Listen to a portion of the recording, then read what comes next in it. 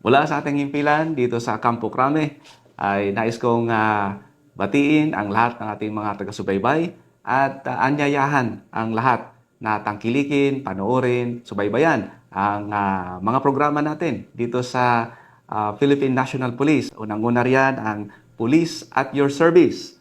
Ayan, panoorin po natin yan at tangkilikin at subaybayan ang Police News Network. Huwag niyo pong kakalimutan, ilagay niyo po sa inyong reminders at sumbong nyo, aksyon agad.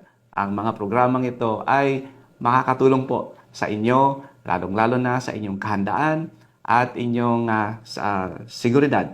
Kaya po, asahan namin na kayo ay patuloy na tatangkilik sa mga programang ito at asahan namin na kayo ay mabibigyan ng mga impormasyon at mga tamang mga hakbang upang kayo po ay maging ligtas. Katulad po ng ating programa sa pangunguna ni Police General Romel Francisco Marbil sa Bagong Pilipinas, ang gusto ng pulis, ligtas ka.